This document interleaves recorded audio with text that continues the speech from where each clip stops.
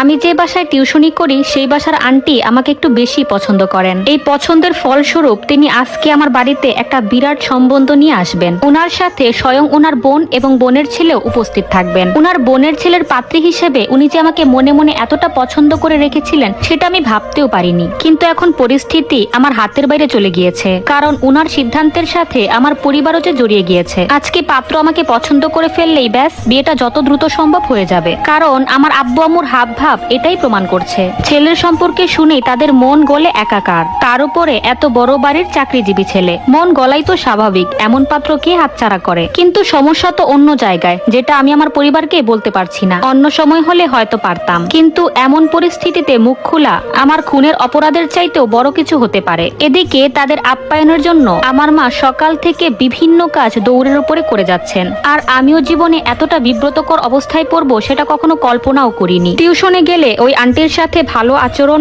এবং অতি সম্মান দেখানোর কারণ যে আমার জন্য কাল হয়ে দাঁড়াবে কে জানতো। আর এমনিতেও আমার জন্য বিয়ের সম্বন্ধ খুবই কম আসে, কারণ আমাকে কেউ তেমন দেখে না। আমার বাবা ইলিয়াস রহমানের ঘরে যে এত বড় একটা উপযুক্ত মেয়ে আছে সেটা অনেকের কাছেই অজানা। বুঝ হওয়ার পর থেকেই আমি সব সময় বোরখা পরেই চলাফেরা করি, তাই আমাকে দেখার সুযোগ সত্যিই কম। আর আমার পরিবার থেকেও আজকের আগে বিয়ে দেওয়ার সম্ভাবনা খুবই কম ছিল। কিন্তু বুঝি না, ভালো সম্বন্ধ পেলেই মেয়ের বাবা মায়ের মাথা কেন এভাবে খারাপ হয়ে যায়। এই যেমন আজকের অপ্রস্তুত ঘটনায় এর অন্যতম উদাহরণ। আমার যেই আব্বু আমাকে ছোটবেলা থেকেই এত এত পড়ালেখার স্বপ্ন দেখিয়ে আসছেন, সেই আব্বুই আজকে বলে 5 বছর পরে যখন তুমি নিজের পায়ে দাঁড়াবে তখনও এমন যোগ্যতার পাত্রকেই বেছে নিতে হবে। তাহলে কি দরকার খামাখা বয়স বাড়িয়ে ফরজ কাজে দেরি করার? বিয়েটা করেই ফেলো, স্বামী জব করে খাওয়াবে, তুমি শুধু পরিবারের দেখাশোনা করবে। আমার আম্মুও একই কথা বলছে। এমনকি এই টিউশনিটাকে তারা আমার ভাগ্যের সাথে তুলনা করছে। প্রথম দিকে আমি টিউশনি করাবো শুনে খুব রাগারাগি করেছিল, বলেছিল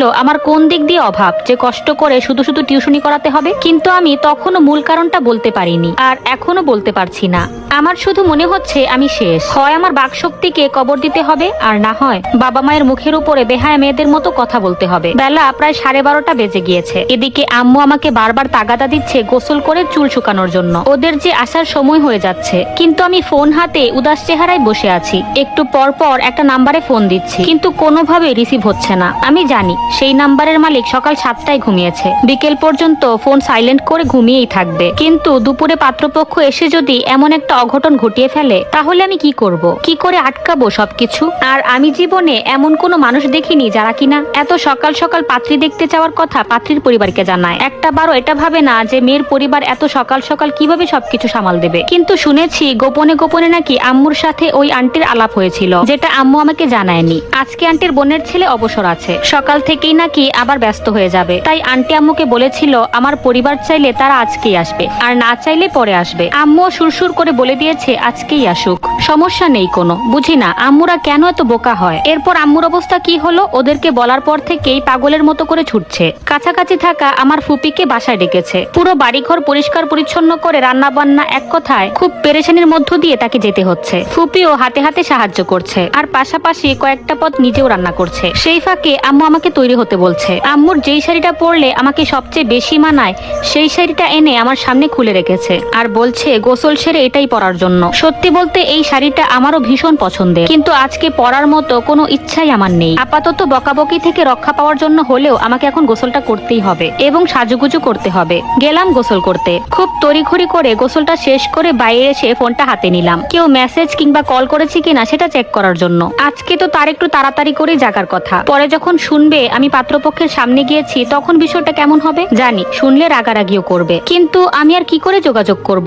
ওর কোনো বন্ধুর নাম্বার আমি কখনোই চাইনি, কিংবা নিজের কাছেও রাখিনি যে কিনা এই বিপদে আমাকে একটু সাহায্য করতে পারে। আমি জানি ও একবার জানলে পুরো পরিস্থিতি বদলে যাবে, ও কিছু না কিছু করতে পারবে। কিন্তু জানানোর অবস্থায় যে এখন আর নেই। 1:30 বেজে যাচ্ছে, আম্মুর রাগারাগি শুনতে পাচ্ছিলাম। সাজুগুজু করার জন্য ড্রেসিং টেবিলের সামনে বসলাম, চুলগুলো ভালো করে আছড়ে শাড়িটা পরে ফেললাম। এর মধ্যে ফুপি এসে আমাকে দেখে বড় বড় চোখ করে বেরিয়ে গেল। কয়েক মিনিটের মধ্যেই আম্মু সহ ফিরে আসলো। আম্মু আমাকে দেখে বলল তুই তো টিউশনিতে গেলেও এর চেয়ে পরিপাটি হয়ে যাস, কিন্তু এখন এমন ফকিরের বেশ ধরলি কেন? তোর কি কিছু হয়েছে? কথাতে কেমন যেন ভরসা পেলাম।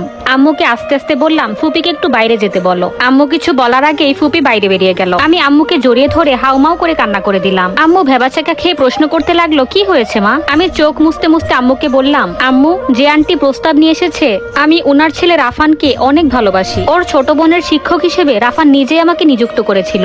আমরা দুজনকে অসম্ভব ভালোবাসি। আম্মু আমার কথাটা শুনতেই বড় বড় চোখ করে নিজের মুখে হাত দিয়ে ফেললো। পা দুটো এক হাত পিছনে দিয়ে বলল, তুই মানে? তোর কারো সাথে সম্পর্ক আছে? অথচ আমি কত গর্ব করি তোকে নিয়ে। আজকে কিনা লাজ শরমের মাথা খেয়ে তুই তোর মাকে বলছিস এসব কথা। আবার তুই কিনা সেই ছেলের বাসায় টিউশনি করতি। কি সাহস তোর? আমি আস্তে আস্তে বললাম, তুমি থামবে আম্মু? এ যুগে কে সম্পর্ক করে না? এই তোমাদের মতো মা বাবাদের ভয়েই সন্তানেরা মান সম্মানের কথা চিন্তা না করে পালিয়ে যায়। মা বাবারা যদি একটু ভরসা দিত, সন্তানরা কখন এরকম করে না। আর রাফান কোন দিক দিয়ে অযোগ্য? রাফান ওই ছেলের থেকে অনেক বেশি ব্রিলিয়ান্ট, সুন্দর, স্মার্ট আর উচ্চবংশীয়। আর 2টা বছর সময় দাও, দেখবে সে তার থেকেও কত উপরে চলে যায়। আম্মু কিছুটা নরম হয়ে বলল, সব বাদ, এখন আমাকে বল তুই ওই বাড়িতে যাতায়াত কেন করতি? আমি কপাল চাপড়ে বললাম, এটাই আমার ভুল। সবকিছুই রাফানের কুবুদ্ধি। যদিও পড়াশোনার জন্য সে শহরের বাইরে থাকে, কিন্তু সে আমাকে বলেছিল টিউশনির মাধ্যমে ওর মায়ের কাছাকাছি হয়ে যেন আমি ওনার মন জয় করি। তাহলে তার মা আমাকে পুত্রবধূ করার জন্য নিজেই আমার বাড়িতে প্রস্তাব পাঠাবেন। আর বোকার মতো ওর কথাতে আমিও রাজি হয়ে গেলাম। এমনকি আন্টি সন্দেহ পাবে বা কষ্ট পাবে বলে